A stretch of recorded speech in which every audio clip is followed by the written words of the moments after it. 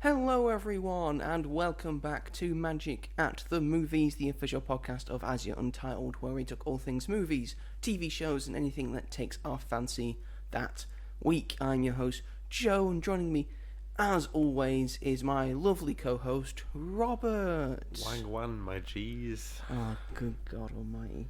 Anyone want a sip of this Mountain Dew? And Pokemon, go to the polls. I'm in a 2016 mood today. How was that a 2016 mood? Well, Mountain Dew and Pokemon, go to the polls. That's 2016. And Wagwan and my G has always been a thing, I guess. Yeah, not for the people of, your heritage, I don't think. No, maybe It's not. very, very rare for you to be doing it. It's very off-putting as well. I can change it. No, please don't, we've started now, so... Yeah, start as you that's mean going to be go ever. on. That's recording this, Robert. This is going to go out to people. That's going to be their first impression of you. Yeah, boy. And you know what? He wouldn't have it any other way. Like me on Facebook. Yeah. You're fucking 45. I wish. Closer to retirement, am I right? Yeah.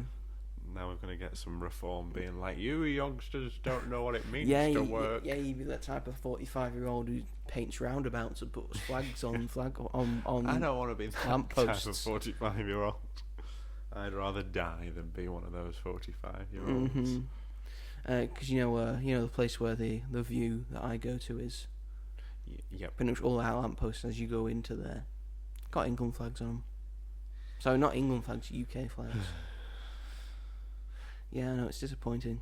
Disappointing my country. Anyway, how are you, Robert? Yeah, I'm okay. How yeah, are you? I'll take that. How is yourself? I'm doing pretty good. How is your I'm navel? doing pretty good. What? How is your navel? Was my navel hurt last time you saw me? No, I'm just curious how it is in the present moment. My navel seems alright, yeah. Okay, that's okay. Healthy navel, Mm-hmm. healthy. I feel good. I feel healthy. Good. Get back on the dating scene. So, Are you? Well. Why have you saved this for the podcast? Because it's the podcast. Who is she? I'm not telling anything. Where does she I'm live? not saying anything. Where's her Instagram? I'm not telling you shit. Well, I know I'm still whose Instagram following. Don't I'm stalk stalking anyone. after Don't this. stalk anyone. You're gonna have to It's tell in me confidence after this podcast. between you and me Okay. and the rest of the people listening to this. Anyway, welcome back to Magic at the Movies, folks. We're very glad to have you back. Today, our big main topic will be the latest, biggest movie, box office hit, smash movie to hit our cinema screens. Well, it wants to be all of those things. It's Predator Badlands we'll be talking about. And I'll also be talking about a film that I have seen that Robert's already seen. He reviewed it last week. Spoilers. Yeah. And Robert will also be talking about another new film that came out this past week. Can't wait for that one. Yeah, you sound enthusiastic about it. That's always a good sign. Before we get to that, Yep. I think we should start off the show with our regularly recurring segment that we start every single episode with, Yeah. which is... What have you been up to this week? Thank you, Robert. There was less... Oh, it went longer than I imagined. Me too. I talked over it. Do you want to do that again? No, it's okay. Okay.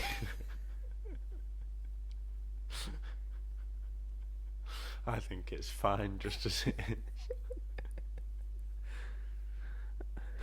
I had a few wines last night. Okay? Oh, did you? So I'm not yeah, 100% yeah, in my you own head. you don't seem to be 100% on it. Not that I ever really am. Why were you having a few wines last Because night? I went out for dinner with a friend. On a Monday? Yes. Drinking on a Monday? You're a bad Yes. example, you. Drinking with a meal and then drank in. Did you drink and then have a meal and then afterwards. drink? Drank with the meal and then went and drank in other places. Right, so are we a bit tender today? No. Oh, you're fine. Just I'm not always there with it. Which You again, I never usually am. His brain takes a couple of minutes normally. Yes. Now it's going to take a few more minutes after that. Yes. It would seem. Yes, this is the regularly recurring segment of the show where we talk about what we've been up to this past week, what we plan to be up to in the weeks ahead, whether that's doing a thing, saying a thing, playing a thing, making a thing, watching a thing, reading a thing. All of that goodness, that lovely goodness. So, Robert, how about you kick us off? What have you been up to this past week, or what do you plan to be up to in the weeks ahead? I listened to an audiobook. Woohoo! And one of the Dance Moms girls released a book. Nia Sue, who is the only main black cast member out of the girls of the team, and it's her telling her story. Was it the one in? Is it the one in the team, or is it the mum? It's the one in the team. Okay. And it's very good, and it reveals a lot about what went down and stuff you don't see on TV. Does she read it herself? Yes, she does, and she got one of the other girls to do the foreword, so that's nice. And that was a really well written and spoken, and really good to listen to. But it was also kind of heartbreaking at the same time, because she faced a lot of racism and unfair treatment, and it makes me never want to watch the show ever again. I was telling you this. Yeah. Every time you described this Abby Miller person, I was like, Terrible. this is a bad person. Really bad person. Why do you sort of like this person? I've got a T-shirt with her face on it, which I'll burn never that. wear again. Burn that. I'll use it as a tea towel. Yeah, just a rubber face on. The thing is, she got cancer, Abby Lee Miller, in 2019, 2018. Karma. Sorry. No, it's karma. It's true. And even though all the shit that Nia had been through, Nia wanted to reach out to her and not leave things on bad terms and things. And Abby's response was, no, if it wasn't for me, your family would be shopping at thrift stores. And she wanted all this money because apparently she's the only reason why she's successful. But it was a good book. I'm glad it was a good book. Good book. It was nice to do something different and listen to that. I also rewatched The Nightmare Before Christmas, because in my eyes it's a November film. November, yes. After Although, Halloween. And I feel like I would be more inclined to watch it at Christmas more than I would. Well, it is Christmas Halloween. time now. We're after bonfire night. That's true.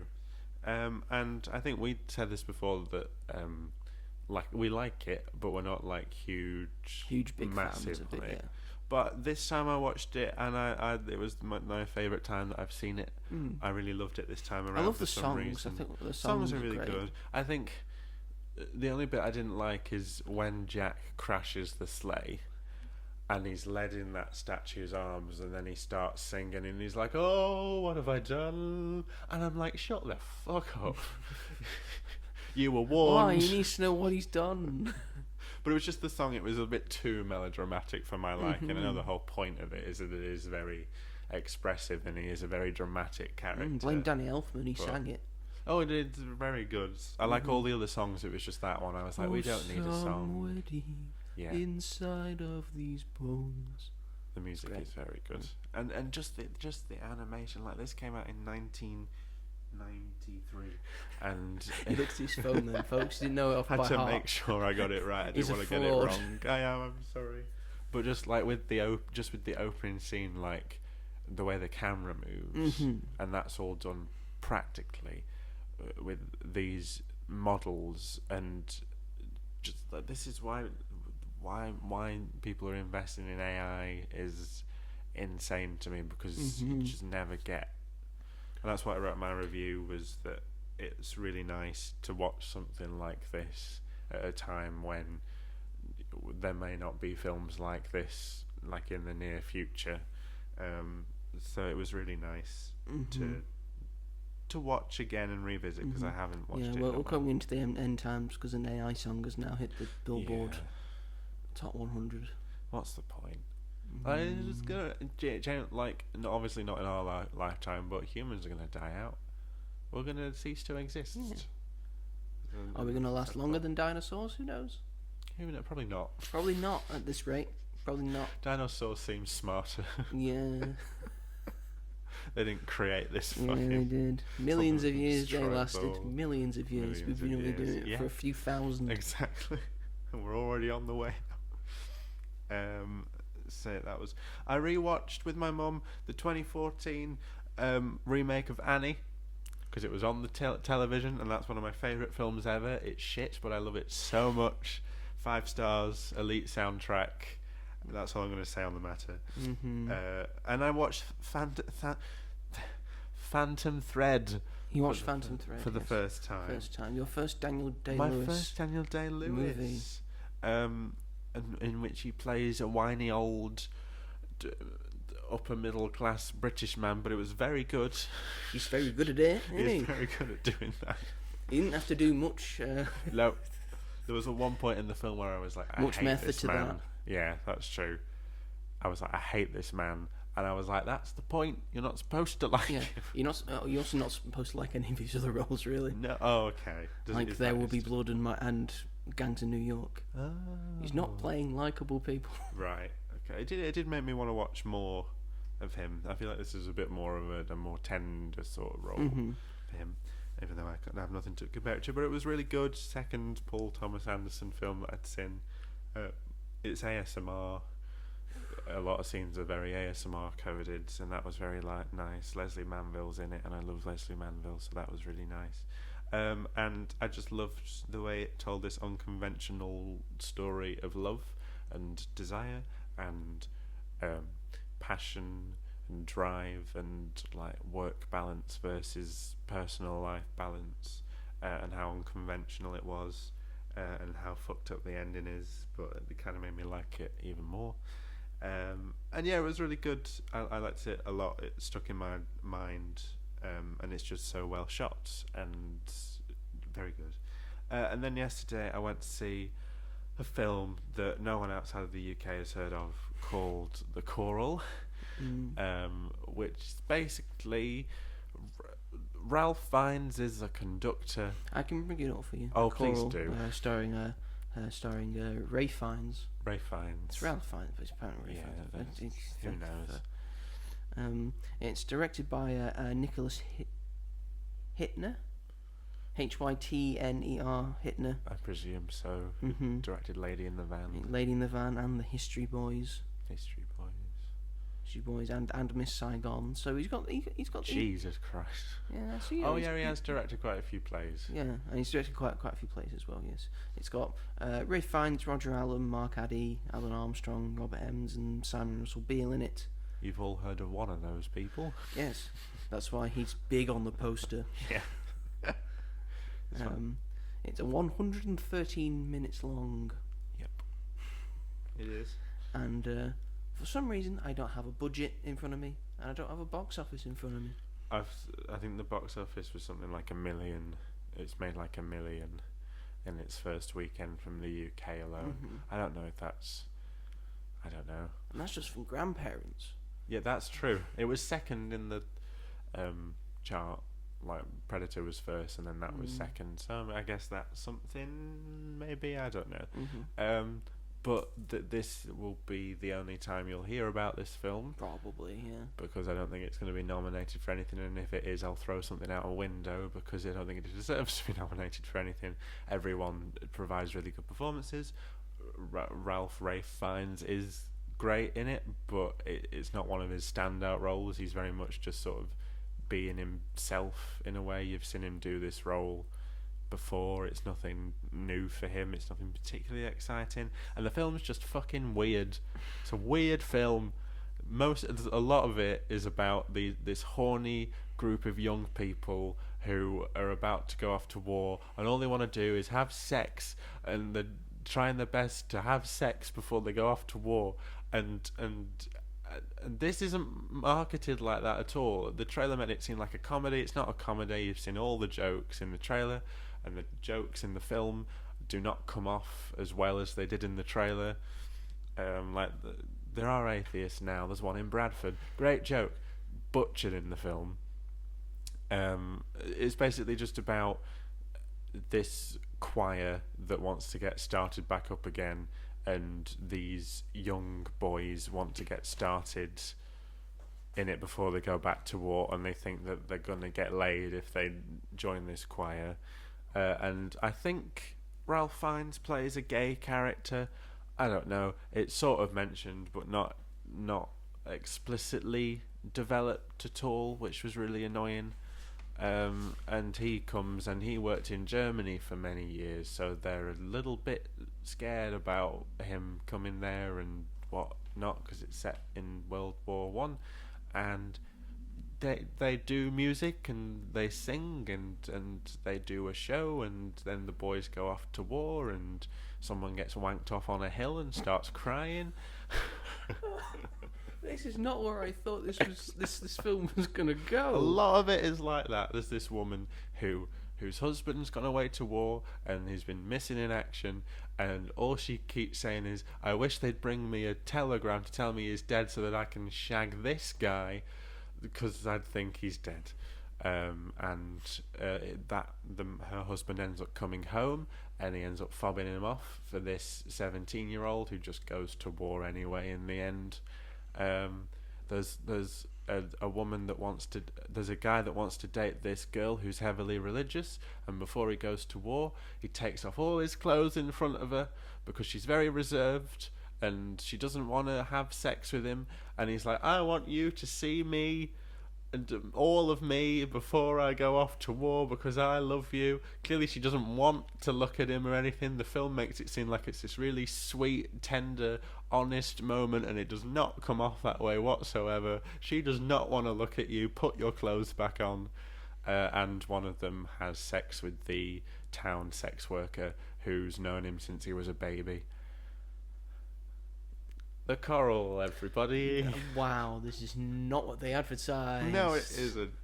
There's a beautiful song about, bringing people together through music is what I thought it was going to be. There's in the trailer. Literally not, everyone hates each other in the choir apart from the young people. They never get to a point where they're all fully oh yeah, this is great now. Mm-hmm. They're always at odds. Is there a big chorus moment at the end? There is. They perform something, and that's nice. I gave this 3 stars. The more I talk about it, the more I want to give it less. Yeah, I don't know why you've given it 3 after what you've been saying about it. Well, because it was solidly directed. Performances were all pretty good, despite the fact that I don't think they're incredible. But it's just, I was sat there and I was just I could have seen something else. I don't know why I went to see it. Something else, yeah. Well, the main reason I went to see it was basically because it lined up with meeting my friend later on, and that was the only one that worked out that way. So I was like, why not? But that's 2 hours I'll never get back. To be fair, it didn't drag. To be fair, it ended a lot quicker than I thought it was going to. Weird scene to weird scene quite quickly. But all just sort of in the second half. It was just all really horny, and I was just I don't. It's not what I'm here for.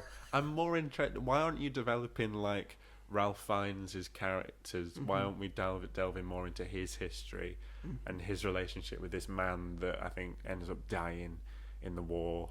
And I'm more interested in that. I don't care about these horny teenagers. They're all weirdos. Mm-hmm. And we've never been horny teenagers in our lives, have we? We have, but not on a rampant rampage. It's all they talk about. Oh yeah, do you reckon she'll give me one later? You've got less interests in the 1910s, don't you? You do, but we got more things to distract ourselves. We do have more things to distract ourselves with, but it was just surprising that a large chunk of the film was dedicated to sex, but there's never a proper sex scene either. I was like, at least give me a good sex scene. At least give me something. At least give me something. I don't want to see this boy strip off in front of this girl that clearly is uncomfortable, and the film's like, oh, isn't this a lovely moment? No, it's not. And it's only a 12 as well, which I thought was insane. So it was written by Alan Bennett, which I don't know if you're familiar with. So he also wrote the film The Lady in the Van, which the director also directed with Maggie Smith, which is also a film I didn't like very much. He also did a film. Playwright, author, actor, and screenwriter. Numerous awards and honors, including 4 BAFTAs, 4 Laurence Olivier Awards, and 2 Tonys. His plays, I think, are what make him stand out. He did a thing in the 80s called Talking Heads, which was a bunch of celebrities that would deliver monologues that he'd written. They brought that back in like 2021, I want to say, with a bunch of famous British people, and it was great. I loved watching that because they were all very disturbing and wonderfully performed. Did another film that he wrote called Alleluia, which had Jennifer Saunders in it, which was marketed as a comedy. Yes, I saw trailers for that, yeah. Oh my god, the twist at the end is fucking insane. I'm not going to see it, so go ahead. Spoilers if you want to watch Alleluia. If you want to watch Alleluia. film that was like 3 years ago, I think. So, yeah, got a bit ago now. So these old people are like slowly dying. Mm-hmm. I think it's set during COVID. And it turns out the reason they've been dying is because Jennifer Saunders, who is the owner of this old people's hospital, kept giving them, the night before they died, gave them this milk drink which was poisonous and which killed them all, like the people that died. And it turns out that she was responsible for that. And the tone just completely shifts. Nowhere else in the film is it indicated that this is what's happening.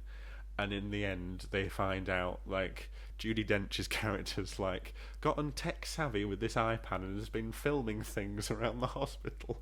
Inexplicably, been filming every time she's delivered this milk to this patient.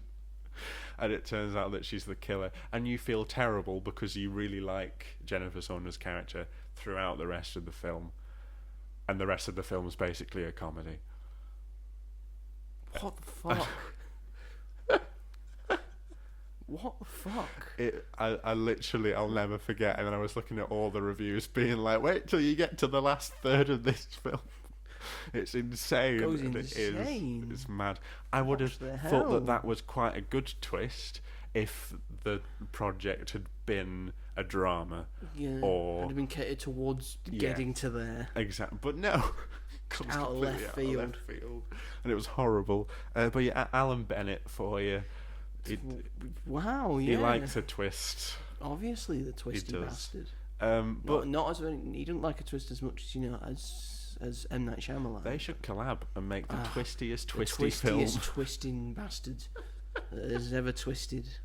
They need to slow their rolls. Luckily, there's no twist in this, but it is still weird. Know your role and shut your mouth. Sorry. Wow.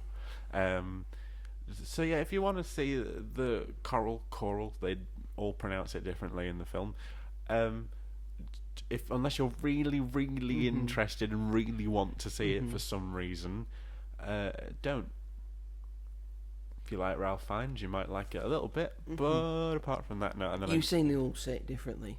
Yeah. Because it's, in Britain, people say things differently because you've got different accents, and it's all based. And I was watching this podcast segment that had Jason Isaacs on it. I don't know if you've seen it. Don't think so. Of him talking about how to do different accents and stuff. And it's all based around.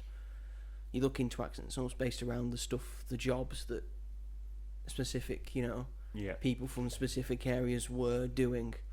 So in Lancashire, we had a lot of mills and cotton mills and stuff, and all the machinery is really loud and stuff. So you have to enunciate what you're saying and make it look like you can what it's supposed to be, because you can't actually hear what people are saying. Apparently in Birmingham everything just stinks so much, so people have just got weird sinuses in Birmingham, so that's why they sound like this. Oh my god, that's insane. What? And Liverpool, because they're near the docks and people bringing fish and stuff like that. So it's so everything just smells a bit. It's not nice. It's That's not nice. Interesting. There you go. Excuse me, the dog wants to go out. Dog wants to go out. And I'm going to Liverpool Comic Con this weekend on the Sunday to hopefully see Miriam Margolyes. I wanted to see John Cena, but he was charging £27 for an audio only panel. And panels are usually free, by the way. So, John, you do not need the money. It's John Cena. I will say it's John Cena. Very disappointing. I will say I've just watched the last. I just watched the last Monday Night Raw that was on. Oh yeah. This morning, when it was on last night, Mm-hmm. and this was and they were in Boston, Massachusetts. Oh. And John Cena was from West Newbury, Massachusetts, just like 25 miles down the road. So it's pretty much his hometown. Yeah. So this was his final appearance in his hometown. Yeah. It's a big thing, big occasion. Everyone's wearing a John Cena shirt. Oh, that's nice. Just a big, massive send-off. Everyone's cheering for him. There were people crying in the crowd. Oh. And saying, I wasn't in control of the towns and the places that I was going to be in my final few dates this year. But I had one request. I want one more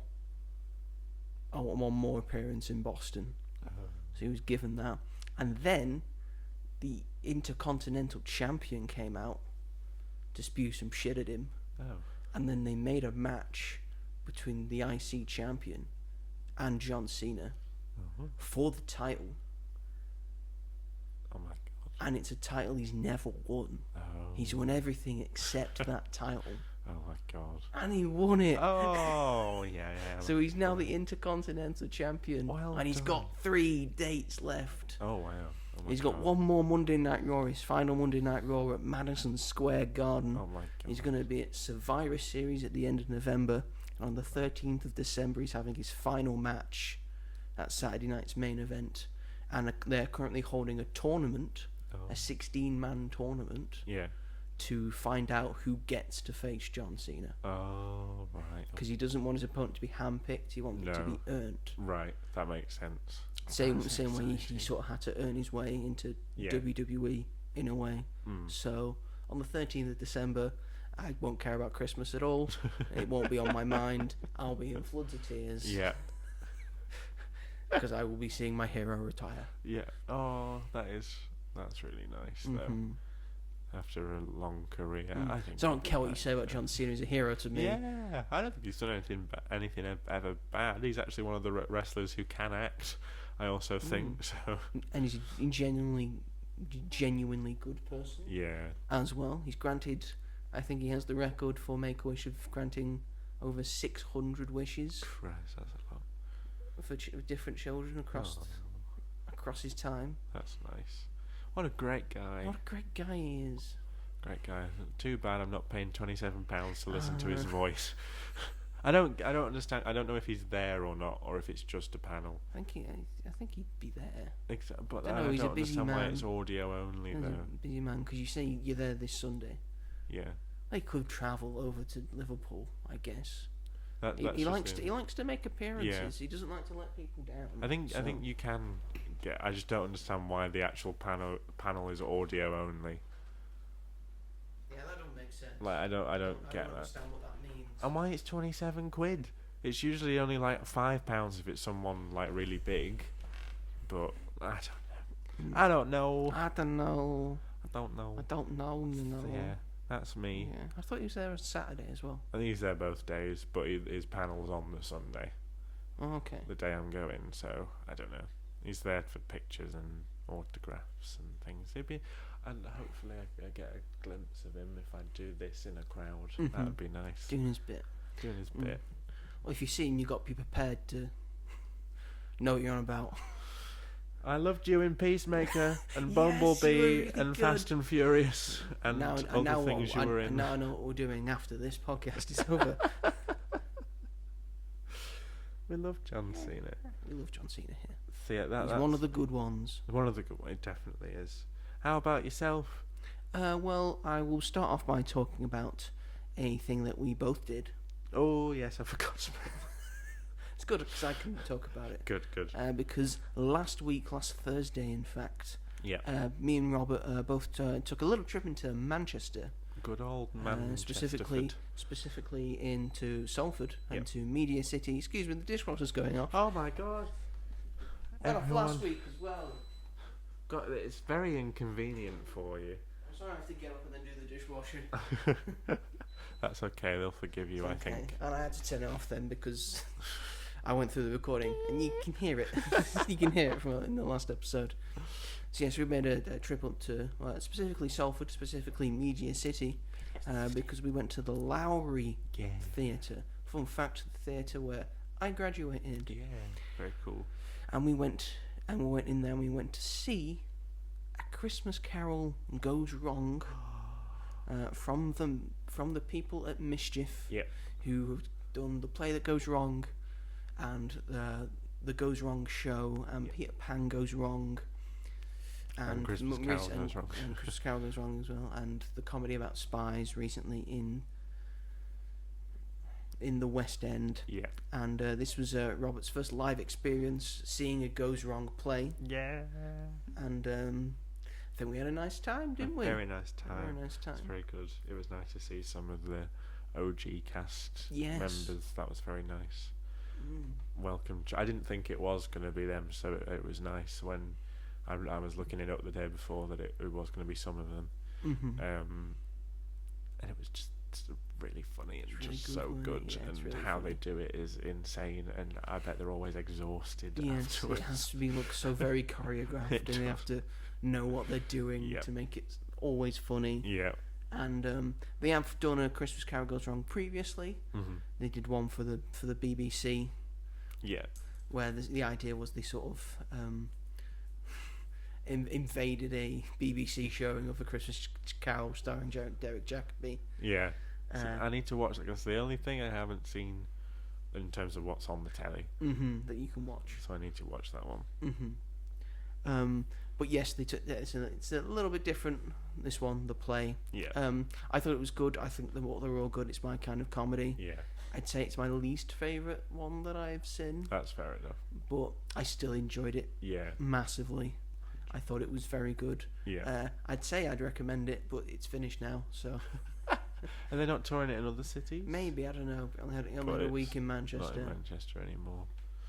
Well, that's a shame. It is a shame. Well, I mean, they can only really be there for a week. And it got us into the Christmas spirit. It did. It did. So, it was very nice. And now we're all Christmas in. All Christmas in. I've already bought some Christmas presents for people. I need to start doing that. What do you want for Christmas? You. Sorry. Yeah, never. Let's be hasty. I don't know. The only thing apparently I've had to say to people is one of my friends messaged me saying, "Don't get any Wicked Funko Pops for Christmas," and I was like, okay, I can't fully control that, but I'll try my best. So yeah. I know I'm getting Downton Abbey stuff. 'Cause you're a big fan now. I'm a big fan now. Yeah. What do you want for Christmas? I've asked for just a bunch of DVDs to keep up the collection. That's a good. Most from this year. Like, the 3 Marvel ones we've got. Yeah. So Brave New World, Thunderbolts, Fantastic Four, Superman, of course. I'm asking for Sinners. Right. Yeah. Sinners. All the good ones. I'm asking for Supergirl, Woman of Tomorrow, so I have it and can read it it's back in stock. You can't just get it on Amazon if you want. Yeah, it's true. It's coming out as a compact. It's coming out as a DC compact next year. Okay. In January, so you can get that one. Yeah. I know you have limited room, so. Yes, that's true. I think that will be more suitable for you, I believe. As for new headphones, because mine are slightly falling apart. That's a reasonable. Yeah, I think it's a reasonable ask. Yeah. I feel. So I think I asked for a new coat, maybe. Nice. That's a maybe, that one. That's sort of a nice coat to go out in, but still does its job as a coat. Very nice. Yeah. Because I prefer practicality over style. Yeah, that makes sense. I feel like more people should be more that way inclined. And if they're gonna get me some wrestling merch, I've asked them to make it John Cena wrestling merch. Well, 'tis the season. Pick any of the multiple shirts he's brought out this year. Yeah. A new shirt for every appearance. Ta-da. And just pick the colour that you think would suit me best. Oh, that's nice. It could be a shirt, could be a hat. Yeah. Could be any of the sweatbands he wears. Yeah. Like that headband that he wears around his arm, because his arm's that fucking big. Damn. Yeah, it's real damn, yeah. But yeah, That's pretty much it. I'm not really thought about it that much. I'm more thinking about the stuff I need to get for other people. Yeah. Funnily enough, my mum asked me literally before. I've ticked off some things. Some things I'm not going to mention in case they listen to this podcast. Good idea. But 3 of them have already been sorted. Yes. One of them is very exciting, and I'm very jealous. I told you about that. You did. Yeah, I don't really know. I never really have an idea anymore of what I want. Mainly because my room is a fucking tip, and there's no room to put anything else in it. So I'm like, I've got so much stuff already. Literally, last year I was so close to buying with my money Elphaba's broom from Noble Collection, and I was like, well, I can't put it anywhere. There's nowhere that I can put it. So I really want it, but I can't have it. And Glinda's wand, it'd be really cool just to have the 2 things. At the stage I am, where I've completely have no room left for things. I really want that the Lego set with the minifigures from Wicked, the Emerald City picture that you Emerald can City do. one, the framed thing. Yeah, but so you can put it on the wall. But I don't have any room for it. Oh no. And I can't. Is there a poster in your room that you really walls. don't really care about anymore? Yes, I've for the past 5 years I wanted to take it down my wall, but I can't. The stuff that I want to put up, I can't tamper with. So I don't know. It's a struggle. But then I don't want to get rid of the stuff I've got on my wall. Life would be such a struggle. It's such a struggle. So Downton again. Anyway, that was a Christmas carol. Oh, quite a good CV, that Robert Grove. Yes, he does. It's an inside joke. You have to watch it. I wonder what they do with that after the show's finished. But he takes it home. Uses it as a blanket. Yeah. That would have been a really cool piece of merchandise. I would have loved to have had a tea towel or something with that. Yeah. I think they were selling merch, were they? I think they were, but it was t-shirts and tote bags. It was it wasn't the way we came in. I think it was a bit further along. But I was fine with just a program. Yeah, I was fine with just a program. I had to stop spending money at all these shows. Coming up to Christmas. Thank God for my birthday. I got a View gift card. Oh, nice. Oh, that's you sorted for a bit then. Because a lot of films coming out this month. A lot of films. Yeah, they're so I'm going to focus my money on buying things for people. Yeah. So I'm always, one of my many virtues and curses, I'm too generous. Too generous. Just too generous, you know. Far too generous. Mm-hmm. Some of the things already, they've cost a little bit, you know. They've cost a little bit, but it doesn't matter. Yeah, it doesn't matter. The one thing it's I know. It's the season of giving. I like to give to charity and stuff as well. Give a little bit for people who are not doing as well as me and are not afforded the same luxuries at Christmas that I am afforded. So I like to give.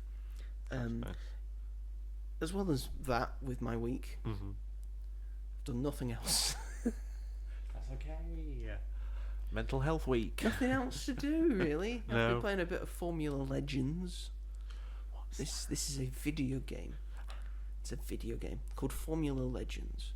It's sort of animated 3D, sort of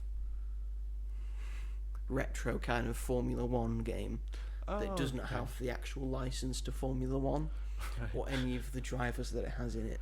Oh, okay. Where does the Legends come into it? Because they've got a story mode, and you go through all the eras of Formula 1. Oh, that's cool. So you can drive through races from the 60s and the 70s and the 80s, that's 90s, fun. the 2000s, the 2010s and the 2020s. Oh. And it's got multiple tracks. Yeah. And those tracks have got multiple versions, like classic versions and like retro versions and classic versions and modern versions. Yeah. So the modern versions, they've got the modern stuff so they can use like DRS stuff and all of that. Right. And the cars feel differently. They've got different cars from the different eras, and then the different drivers in those cars from the different eras. The cars are not called the same as they are in real life because they don't have the licensing. The drivers are not called the same as they are in real life because they haven't got the licensing. Oh dear. Oh. So Lewis Hamilton is not called Lewis Hamilton. He's called Louis Hamilton. Him. He's my favourite. It's like Aldi. It's stuff like that. Yeah. I imagine most people have played games that are sort of they're not licensed things, but of the sort of things. So they have to change names of stuff. It's pretty much that in sort of a modern setting. It's very fun to play. Oh, good. It's got good controls and stuff, and you can adjust things and stuff, and it's quite realistic. I would say. Oh, nice. And the tracks aren't on. The tracks are similar to what they are in real life. Right. It's sort of the vibe, the style. You understand. Oh, this is Silverstone because of this bit. Yeah. And you sort of understand it, but it's sort of changed up a bit.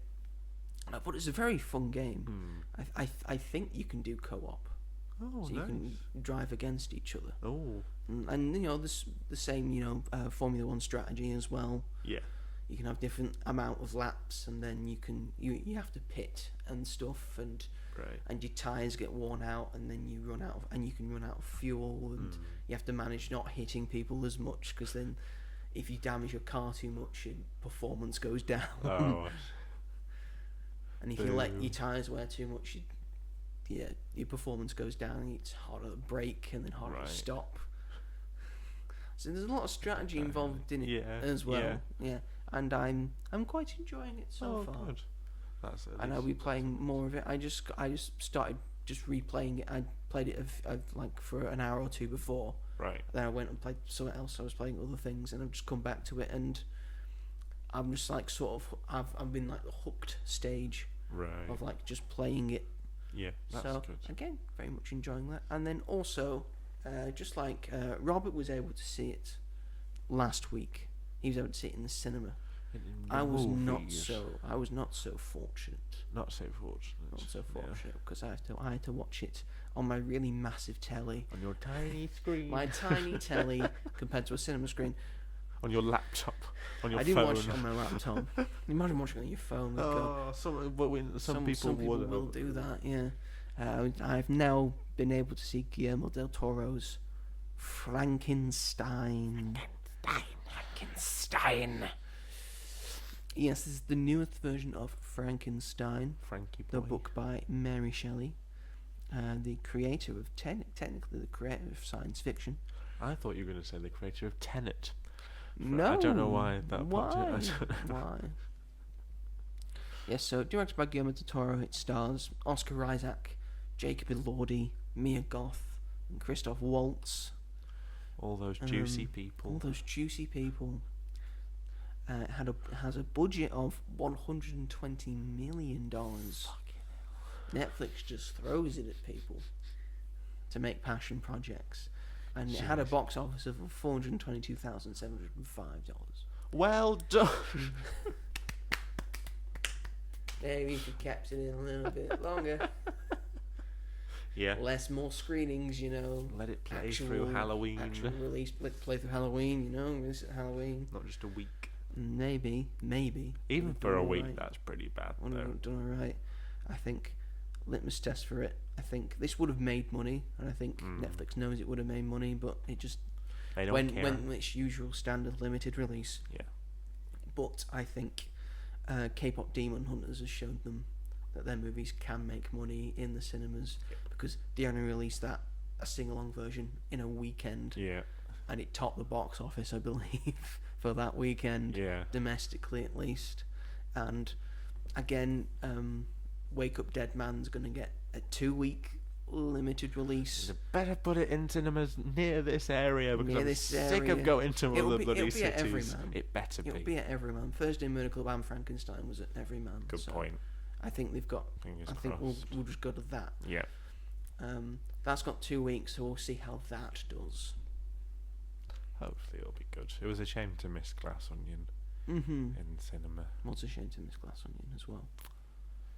But again, I've heard good things for that film. Yeah.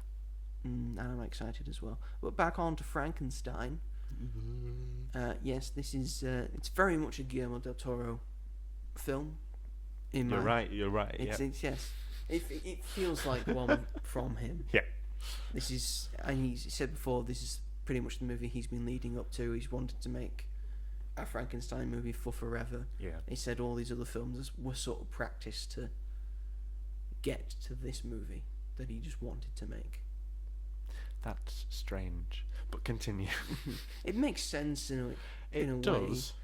He has a lot of monstrous beings in his. He does. In his films, a lot of gothic aura and essence around them, as well, and the sort of a man-made thing that's not human. Yeah.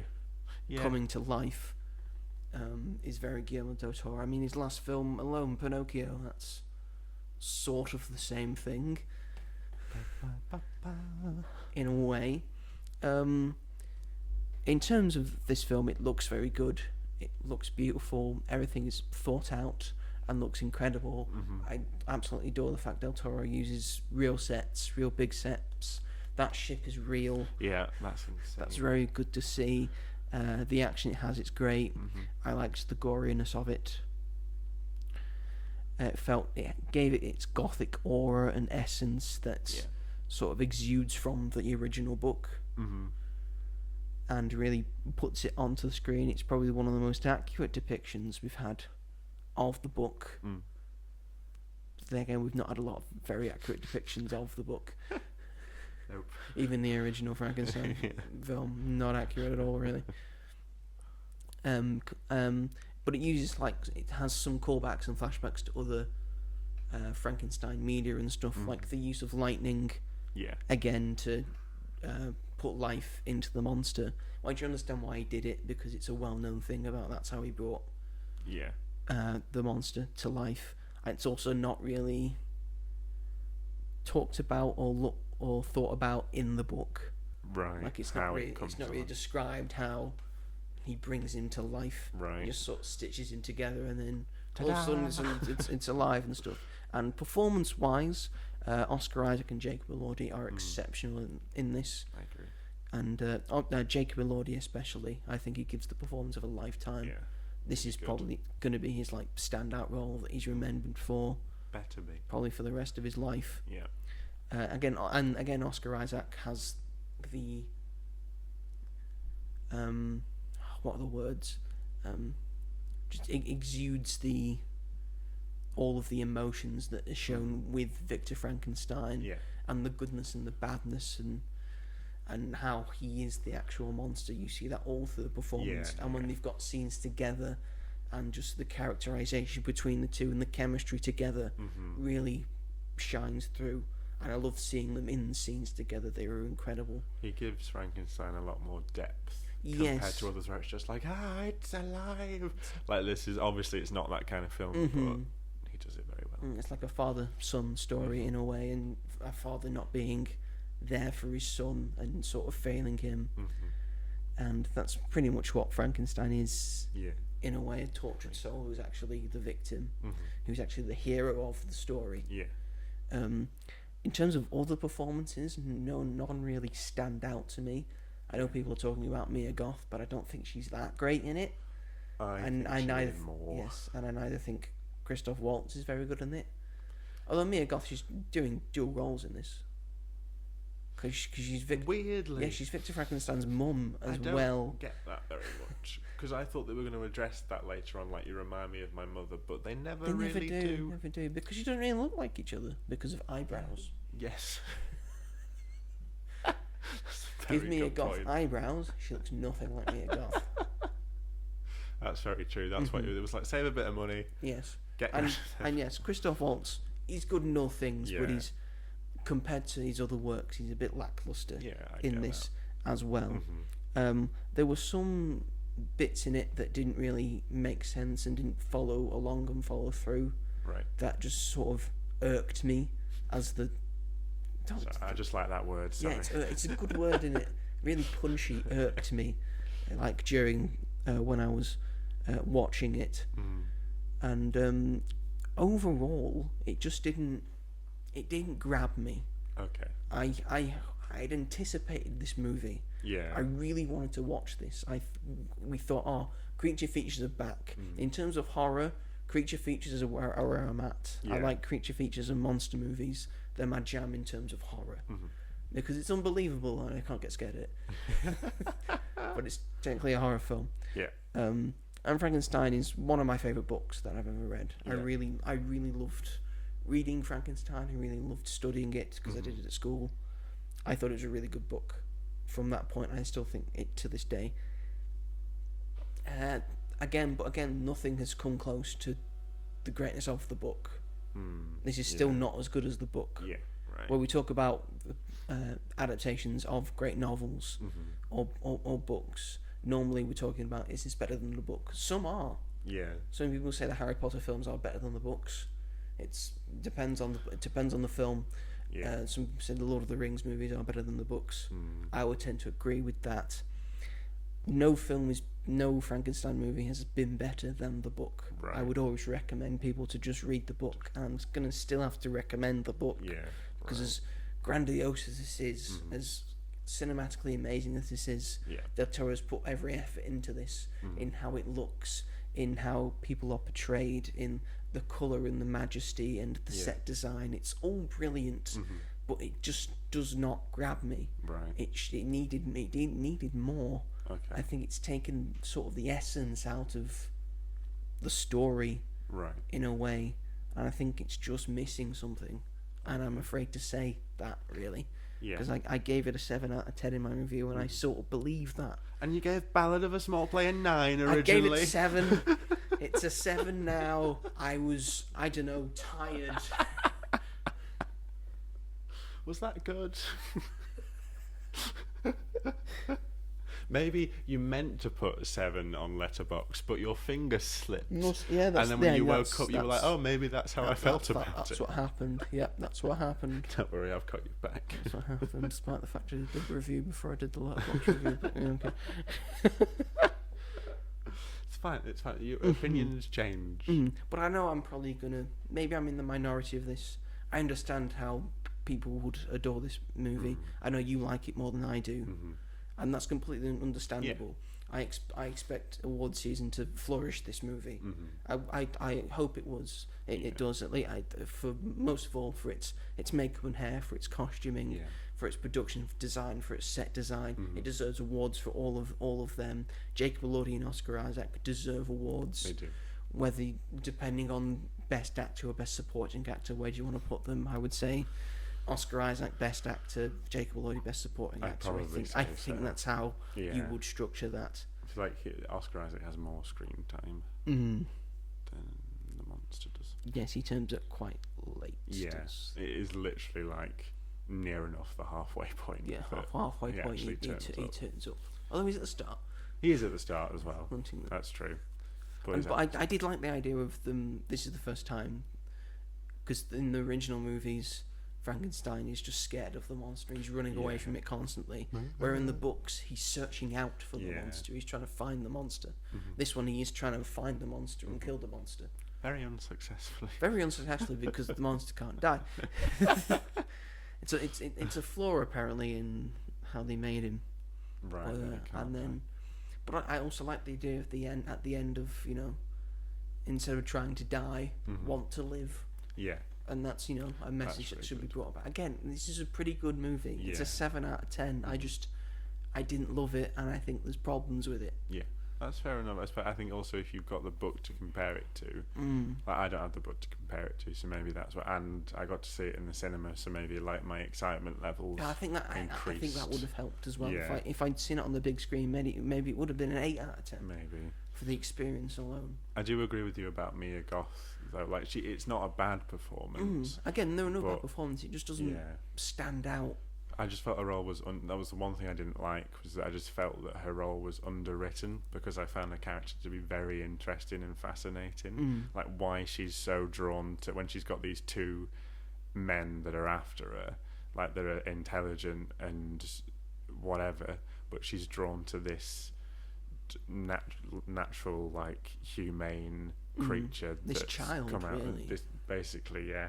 And the fact that she's like interested in insects and like what that means, and then you only really see her interact with the monster twice before the big thing that happens at the end, which was done well. But I was also like, I feel like we need to see more of her and the creature, because I was really interested in that. More characterization to her, I think. Yeah, definitely.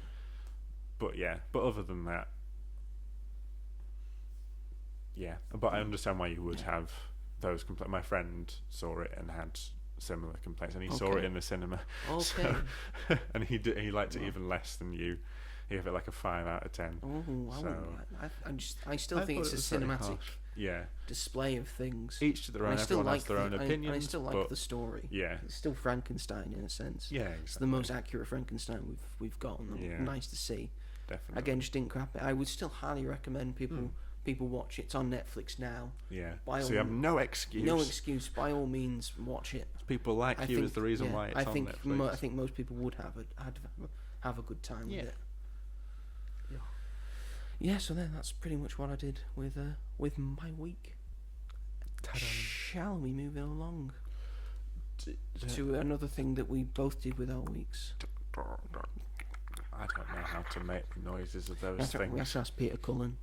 Oh, yes. He did the original one. Oh. So Peter Cullen, the voice of many things in animation and voice acting and stuff. One of the kings of voice acting. Most notably, he's the voice of Optimus Prime. Like the OG voice of the known voice of Optimus Prime. Not Chris Hemsworth. They asked him to record something, and his throat wasn't feeling good. Really? And he just ended up doing that. Oh my god! For the first one, and that has just been the sound that Predators make. And here we are. Forever. Because yes, we're going to be talking about Predator Badlands. Ooh. So it's Friday, I believe. Yeah. Yes, this is the latest movie in the Predator franchise, which includes Predator, Predator 2, Alien vs. Predator, Alien vs. Predator, AVP Requiem, Predators, plural, which I watched recently. That's actually still pretty good. Oh, is it? Underrated gem, that. Okay. It's really good. And then The Predator. Shane Black's masterpiece. Yeah. And then we got into the Dan Trachtenberg era as he directed Prey and Predator, Killer of Killers. And those were his first two ideas of how you can take this series. This was his third idea of, what if we make the Predator the protagonist? Yeah. And what if we wanted to root for the Predator in question? Yeah. So that is pretty much what this movie is. This Predator is going on a big first hunt, which is his last chance because he's the run to the litter. Yes. And he has to bring home a big game. Little shit. The little shit. Still massive for us, but small for a Predator. Yes, so it's directed by Dan Trachtenberg. And he also did the story, but the screenplay is by Patrick Azan. It's starring Elle Fanning, who is sort of the human in this, although she's not a human, she's a synthezoid. Alien tie-in. An alien tie-in. Oh. There's also a skull in the Predator ship that is a skull of one of the aliens from Independence Day. Is there? Yes. Oh, that's cool. I don't want that tied into everything. Yes, apparently that's in the thing. And I'm gonna butcher this so much, but the Predator is played by Demetrius Schuster Kualamantangi. I think I did all right there. I think you got it better than most people. Kualamantangi, I believe. Yeah. He's really hot. Sorry. Yeah, looking at this picture now. I understand it. A New Zealander. From Samoan Tongan heritage. So, great. What's wrong with that? Not great. It's the way you said great. Sorry. I meant, is it like, that's good, that's cool, love that. Debuted at the Chinese Theatre in LA. David at the Chinese Theatre. Debuted at the Chinese Oh, sorry. I was like, what? You gotta learn and listen. Gotta learn and listen. It had a budget of $105 million. Okay. Which makes a lot of sense considering most of this is CGI. VFX. Yeah. Like all of it, basically, apart from Elle Fanning's face. The main character isn't real. Although he is a man in a suit. He is a man in that's true. Yes. And currently sits at a box office of $79.3 million. Apparently this is the biggest opening weekend box office for a Predator movie ever. Well done, Predator. So well done, Predator. You know? People are going to see this one. I think people are enjoying this one. Yes. What did you think, Robert? I really enjoyed it. I liked it a lot. I was very excited about it. I have problems with it, but overall, by the end of it, I was really thinking about it, and I was like, do you know what? That was just a really good time. And it's one of those. Yeah, definitely one of those. There are things that we will get into which I did not expect, but I loved the opening. I thought the opening was incredible, and it made me so excited for it with the music and the cinematography. Up until when as the first Predator Badlands thing, so good. And then I think for me, the film was never as good as that from that point onwards, because it became a very different film. Not a bad film, but just different from what it had set up. But I still really enjoyed the rest of it. A lot of fun. I think we're going in the right direction with Predator. More like this, please keep going.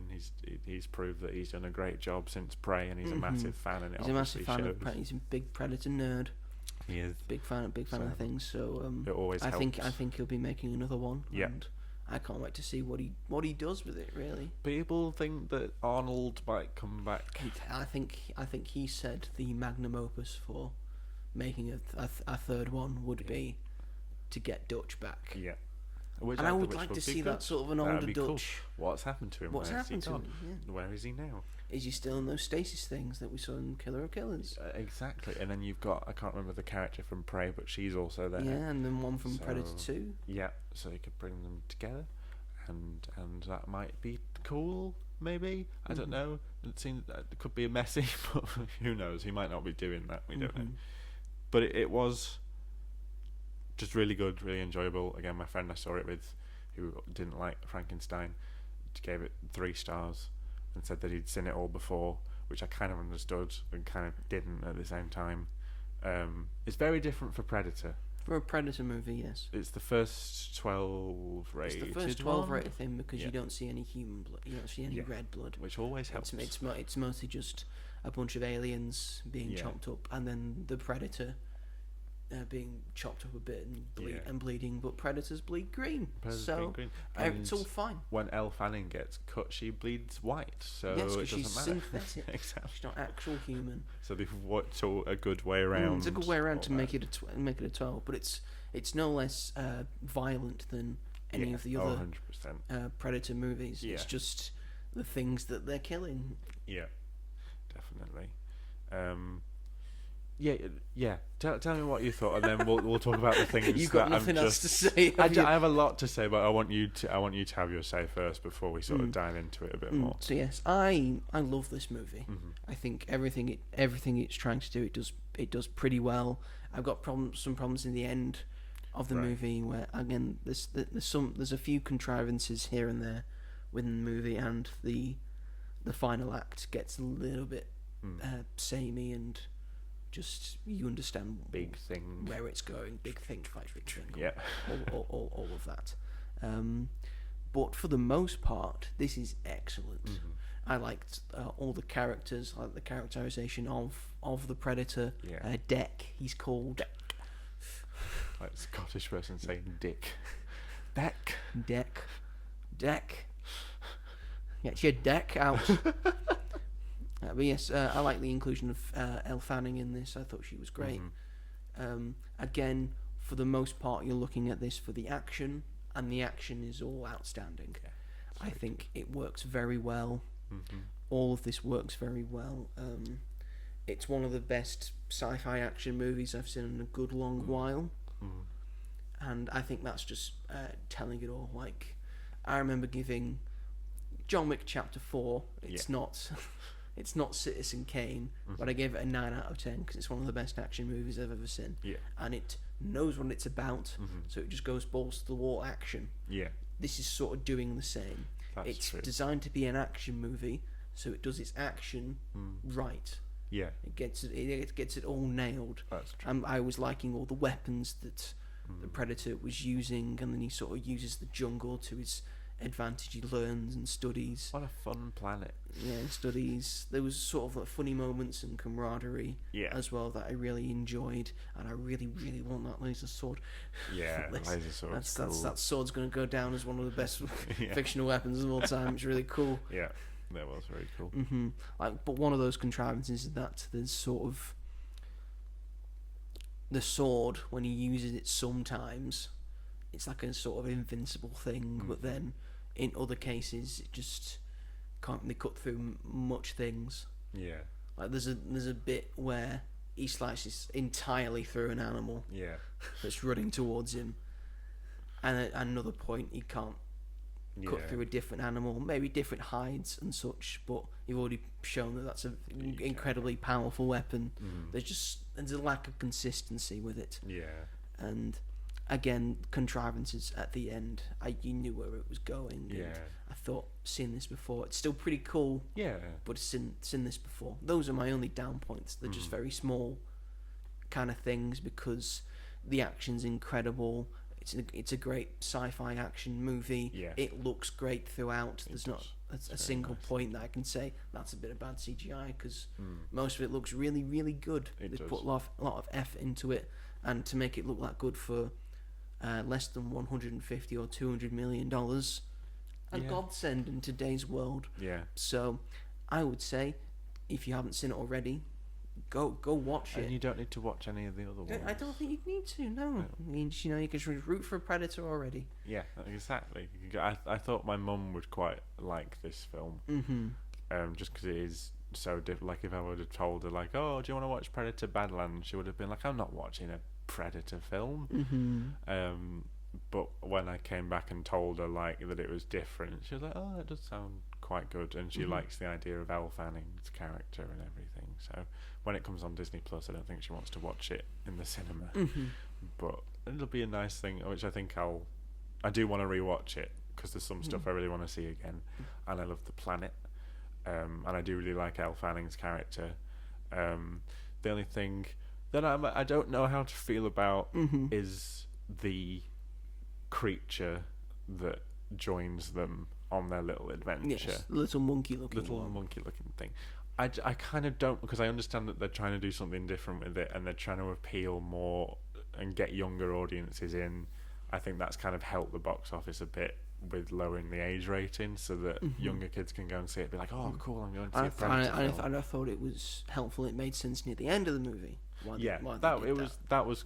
I liked that reveal, but they had these like comedic moments in it where I would understand why like a big Predator fan would hate that about it, because I didn't hate the actual moments. I just thought, does this fit this franchise well? Like, there's a scene felt where very Star Warsy, didn't it? It felt exactly like Star Wars. This very much feels like The Mandalorian, with a bit of like Guardians of the Galaxy in a way by the end, because it gets big. Spoilers. You won't know what I'm talking about if you haven't seen it. But there's this scene where him and Elle Fanning are wearing these coats, and they're trying to get into this thing, and there's like a moment that's obviously made to be really funny, that looked like it would be something that Grogu would do, like when he's in his little coat and he's like stumbling, and I'm like, is a Predator film the best choice for I don't know how to feel about it. Like, I'm like this with it, and like when he's like trying to pretend to be Deck, when he's like replicating what he's doing, I thought it was quite funny. That was quite cute and adorable, I found. But is that the place for it? This is the thing. I don't. Yeah, a little down moment. Yeah, they do. That's fine. Bit of levity. Yeah, but I think that's the thing that surprised me, was the start of the film is so serious. There is humour in the original Predator movies. Yeah, 100%. Like, because Arnold's still doing his shtick of doing his crazy one-liners. Yeah. Like, he stabs a guy and then he says, "Stick around." Stick around. Yeah, he says it like that. Stick around. But it's just like, imagine that creature in that first film. Like, you can't really picture it. But that's the thing. It is going in a different way. But I think because Prey was such a serious film, and Killer of Killers is quite serious for the most part, to introduce this Star Wars cute merchandisey sort of creature just threw me off a little bit. Well, maybe it's trying to be a franchise like Star Wars, because Star Wars has a multitude of different genres in it, in a that's way. A good point. Because the prequels are different to the sequels, which are different to the original trilogy, which is different to The Mandalorian, which just started out as a traditional spaghetti western, which was sort of what Star Wars was kind of based on, one of the bases of what George Lucas did. And it's also got Andor as well, so it gets very serious. It can be serious as well, and it's got the animation stuff as well. So that's a good point. I think they're trying to make the Predator another big franchise that can go multiple ways. Yeah, I think, and then put that into maybe another Independence Day, or maybe some more Alien stuff as well that they have been doing. So it's all one big thing. I think if I think they probably will do a sequel from this, and I think I'd be used to it more with a second film, because this first film's kind of put it in place that this is the direction that they're going. I also think because the opening was so serious and dramatic, and I can't get over how, like, I got chills in that opening sequence because I loved the music so much, and then the music never really came back. The score was incredible. And I think that was what, and then when you get to the planet, it just felt like a very different film from that point on for me personally. I still great. Like, I love the idea of like the bladed grass and the trees that attack you. The trees they're trying to kill. And Elle Fanning, as much as I think, and she's then great, one of the big monsters using some of the flowers to do its work. Clever. Yeah. Like how they've come up with that is really cool. I think it's really hard to come up with new and interesting stuff, worlds, especially in like the fantasy sci-fi space. So it was nice to see something that was really compelling. And Elle Fanning is great. The fact that she plays two roles and they feel so different from one another shows how much of a great and underrated actor she is. When they said she had a sister, I so thought the other sister was just going to be Dakota Fanning. I thought that was going to be a big surprise of the other synth that's sort of her sister is Dakota Fanning. That would have been a nice idea. But it was just Elle Fanning again. Just looked slightly different. Yeah, but I thought that sort of worked because I think it did, the soldiers all look the same, and that was the whole point of that, is that they don't care what they look like. They don't care about individuality because they're all robots, so they don't have But there are moments where she's sort of just the character that just explains what everything is. I know you need that. Yes, she needs further exposition. Yeah, but sometimes that's fine. Like Elliot Page's character in Inception, that's all they're there for. Sort of Newt Scamander in Fantastic Beasts, that's all he's sort of there for at times. Despite the fact he's the main character, yeah. So sometimes, but my friend didn't like that about the film. He said that he thought that she was a really interesting idea, but she was just there to be like, be careful of this. But I didn't mind that. But how's he going to know? Exactly. He's never been there. Yeah, and he speaks a different language, so we're not going to hear him go or whatever the Peter Cullen's ill voice sounds like. That's very cool. Are you going to be in the next one? I hope so. Are you going to be one of Deck's brothers? Or are you going to be Deck's mother? Yeah. Not to spoil anything. No, definitely not. No. But that is an interesting... It is. Equation, because we've never seen a female predator, have exactly. we? I'd like them to carry on with that. That'd be fun.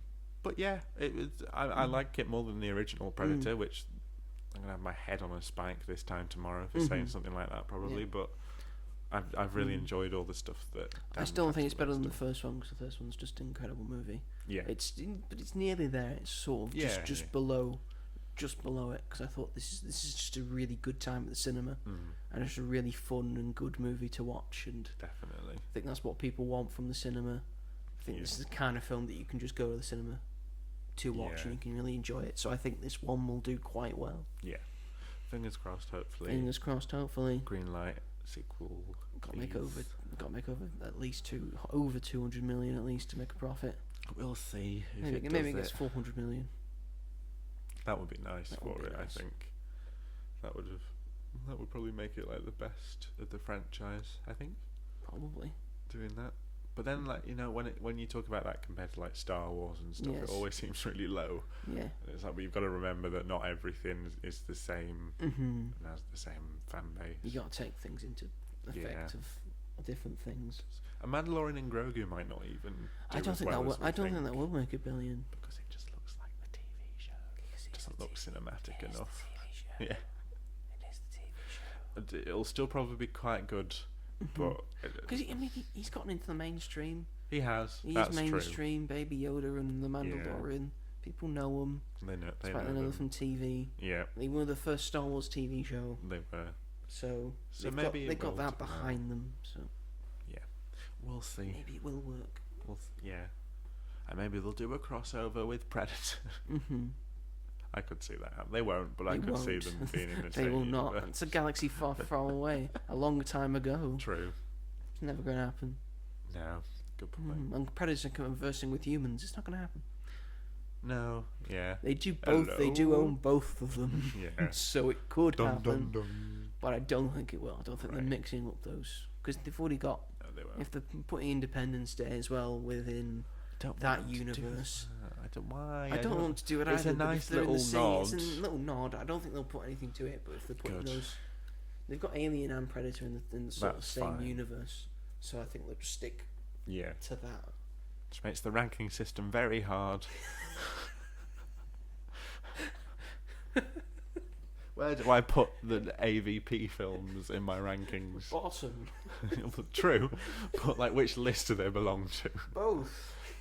Stupid. It's like Freddy versus Jason. Yeah. They're both a Nightmare on Elm Street and a Friday the 13th movie. Yeah.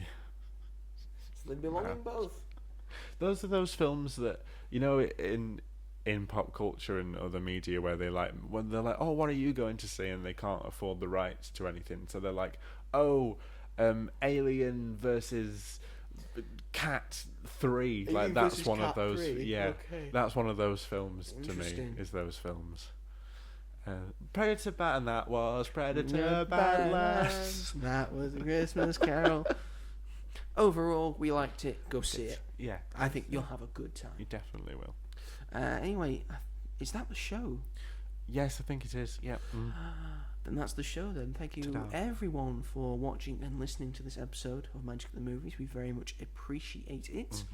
If you are watching this on the YouTubes, then feel free to like and subscribe to As Yet Untitled, and then push the bell notification so you never miss an episode of this podcast or of any of the film reviews that I do for the channel. You can find them on YouTube Shorts. I have a review out for Frankenstein and Predator Badlands. Feel free to check them out. Those reviews are also available on TikTok as well at the Magic at the Movies TikTok channel. It's just called Magic at the Movies. If you search that up, you should find us. If they want to listen to this podcast on a podcast catcher of choice, Robert, where can they find us? Spotify, Amazon Music, Apple Podcasts, and Sony Podcasts, and wherever else you may get your podcasts. I'm sorry, are you in a rush? No. In a rush to get through? Well, you don't want to see me anymore? I wanted to do it like and impress you by doing it all at once without failing, but I did mess up in the middle there, so that didn't go well. Slower. So I won't do it again. It's fine. You got time. This podcast could be 10 hours if we so wished. 10 hours? I'd never do a 10-hour one. 10 hours. Let's doing a watch-along of the thing. Yeah, a watch-along marathon of all the Lord of the Rings films. We might do a YouTube live when the Oscars are on. That would be fun. Yes, we just do an Oscars watch-along. Yeah. At midnight? Yeah. Why, you're too old for it? Yeah, well, I've done it before, so I don't know. Yeah, so 4 years in a row now, it's fine. 4 years in a row? 4 years in a row, yeah. Oh. I can't come to a film fan and then not watch the Oscars, the premier awards show for our industry. Well, it finishes at like 3 a.m. I like to know. You wake up in the morning and look at it on your phone. I like to know and not have it spoilt for me. Well, you don't if you look at your phone in the morning. But I want to see. I want to see the award speeches. You can do that as well. I can, but I want to see them live. In case any mistakes are made. I think it's good. Like I was watching it live when Will Smith punched Chris Rock. Oh, I bet that was fun. Yeah. That stupid man. My group chat was going off. I was like, holy shit. Violence. Which one are you calling a stupid man, Will Smith or Chris Rock? Will Smith. Okay, Chris Rock shouldn't have really made the joke, really, but that does not wasn't even a bad joke. No, G.I. Jane. It's all her. It's all her. Yeah, she's weird. She's very weird. That whole family's weird. I'm sorry. She slept with his son's friend. Yeah, and he knew about. it.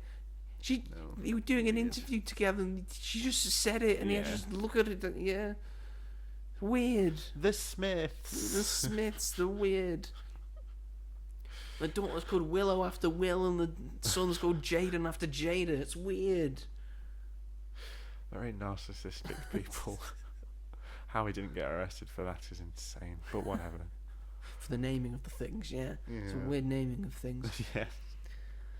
Yes. If you want to get into contact with the show, we are both on Letterboxd. I am Ginge101. You are.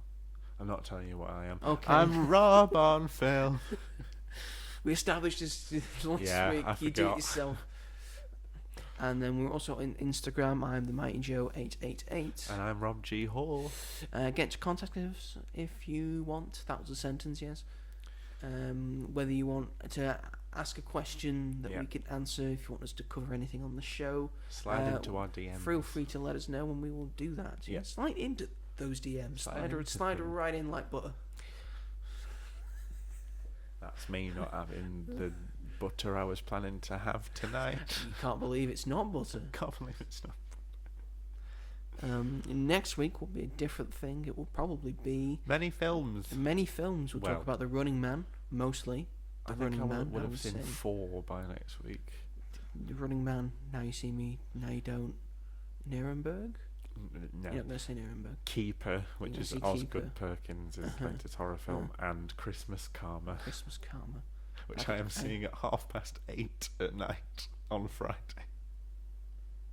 Yeah, are you haunted by the ghost of Christmas yet to come? I hope so. Or the ghost of Christmas who comes.